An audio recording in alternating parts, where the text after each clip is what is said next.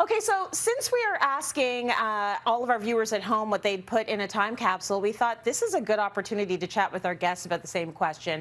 What would all of you put in a COVID time capsule? And Bruce, I'm starting with you. I would put my ring light in the COVID time capsule because you bring your own handsome. I started this because I'm on TV, but now I have found that I like my ring light for family Zooms. Yeah. Like you're meeting someone to play cards online, you're like, I need the ring light. I think when you're corresponding with someone and you're well lit, it's just better for the conversation. Like you can see each other. So yes to the ring light. I love that idea. Okay, Jyoti, how about you? What would you add to the capsule? Oh my God, yeast. Do you remember the time there was no yeast? Yes.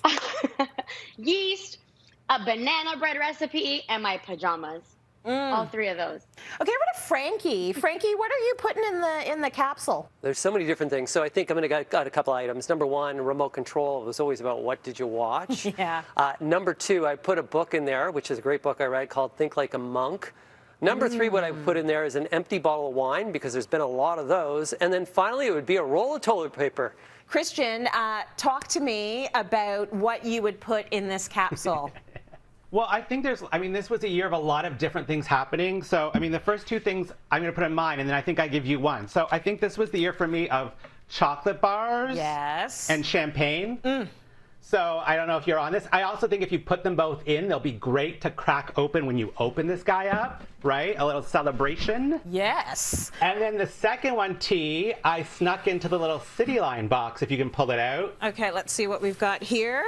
Oh, it's a Black Lives Matter. I thought this was like a Poochie scarf, but this is even better. Black Lives Matter. It's gorgeous. Even better. Black Lives Matter was this year. I think it was really important for all of us to become aware of our sort of privilege and discuss issues of race. And it really was that moment to show our support for Black Lives Matter. So even though it was COVID, I think that's a really important part of 2020 was Black Lives Matter. For me, it was a really taxing time. I found myself talking a lot about it, posting a lot about it, and it was draining.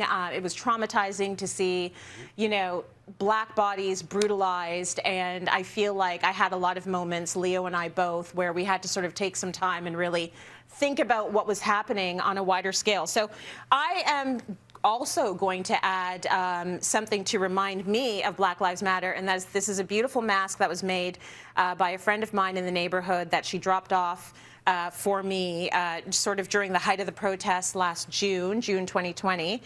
The other thing I'm going to add is this candle. So there's a double meaning to this candle. It says no words because I think that 2020 really took a toll on a lot of people's mental health. And sometimes it wasn't about what you could say to fix it. It was just about sitting in it and figuring out how you can put one foot in front of the other.